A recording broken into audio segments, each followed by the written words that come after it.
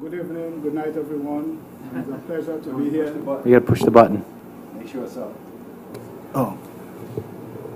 Good night, and good night, everyone. It's a pleasure to be here. We are all here for a crucial situation. First, I'd also like to say, to start off with a number of facts and statistics regarding the homosexual lifestyle and how it is a destructive way of life by all and any standard morally, medically, spiritually, and secular, etc. 1 to 2%, not 10% of the population of Americans claim to be gay. And out of that, less than 1% of American households are homosexuals. Contrary to what the gay lobby want the public to believe, partners' violence is 44 times greater among lesbians and 300 times greater among homosexual men.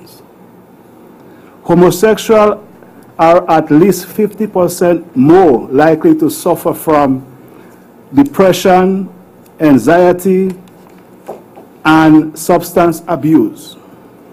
If it were anything else causing that type of increased risk, the government would be trying to regulate or ban the behavior, the danger associated with homosexuality cannot be ignored.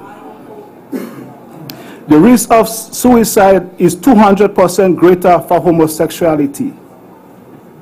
For homosexual men are twice as likely to have been diagnosed with cancer.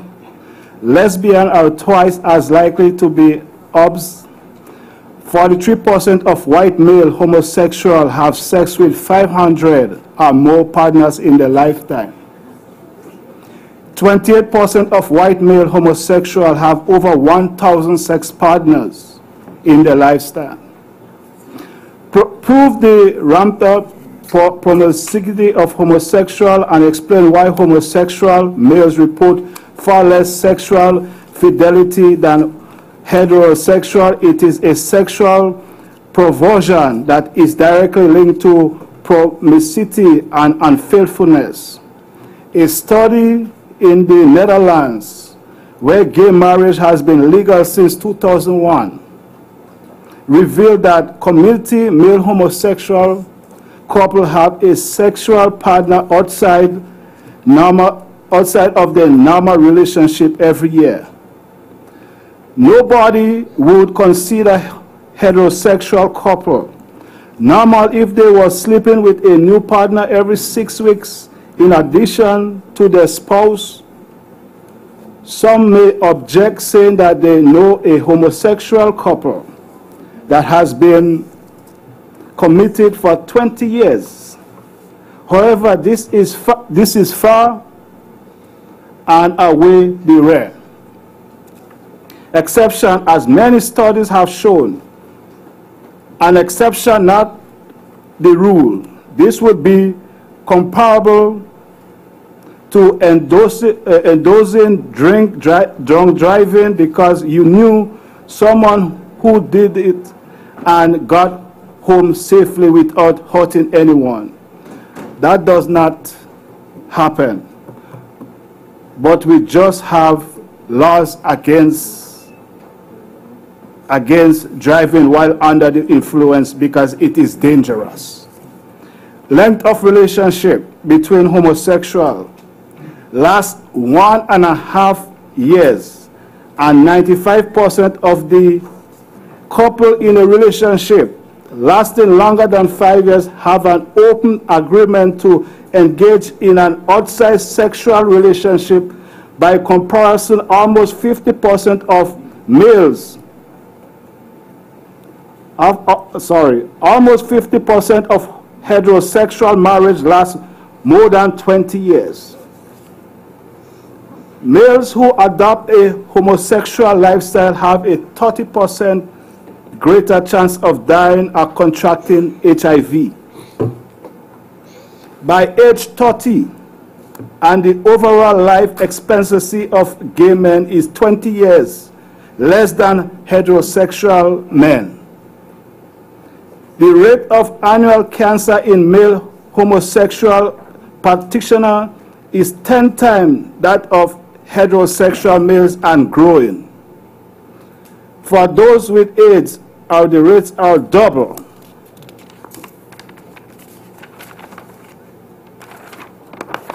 Excuse me, I just turned over the paper.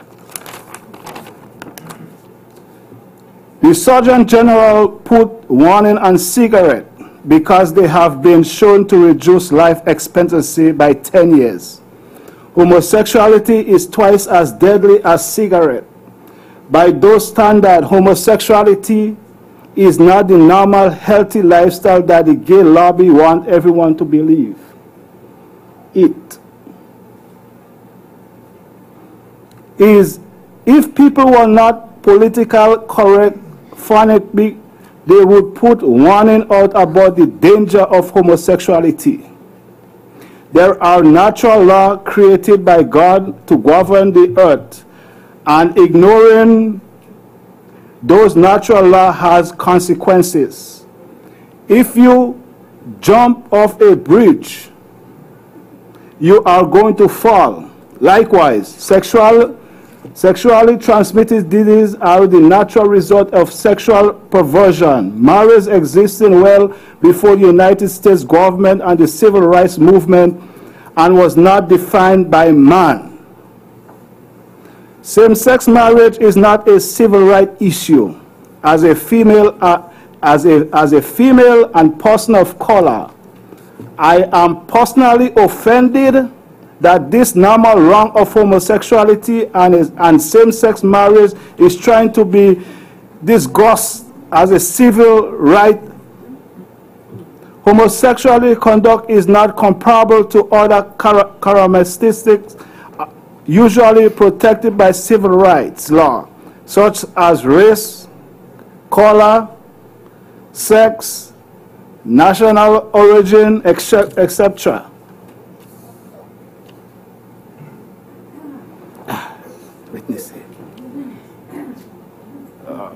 Okay. Protection against private discrimination has historically been offered only for characteristics that are inborn, involuntary, immutable, in the Constitution, yet none of this describe homosexual behavior. Unlike my ethnicity color that I am born with a scare, homosexuality is not genetic, it is a choice. I'm just going to ask you if you can start to wrap it up. The alarm just went off, and if you could move along, please. All right, I'm sorry. No, that's fine, but okay. We have a room full here, and we still have a lot of people in different areas of the building who want to testify. We want to give everyone an opportunity who's come out this evening to testify in one form or another. Okay, sure. Thank you. All right, you're welcome. All right. In conclusion, you may elect officials, have a choice to make. And I'd like to remind you of your servant leader role to the people of Rhode Island. You are elected as public servant, not dictators, not oppressors to the voice of the people. If the gay community were keeping what they did in the privacy of their own homes,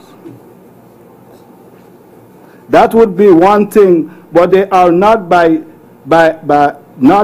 turning this into a social issue in campaign to redefine marriage. This will directly result in the breakdown of the traditional unit, and when the traditional family unit suffers, society as a whole suffers. I implore you to listen to what the people of Rhode Island is saying and act according to what the majority of the state and American are saying are planned to suffer the consequence, and not just in future re-election, but also with the burden of knowing that you did not fulfill your duty and role promised as public servant. In the end, truth always wins, and justice triumphs over evil every time. Thank you very much. Are there any questions or comments? No, Senator Metz. Yeah, I just want to thank Tony for coming up. We attend the same church, and Tony, I appreciate your support and prayers. Thank you. Thank you, Dicker Metz. Mr. O'Connell, welcome.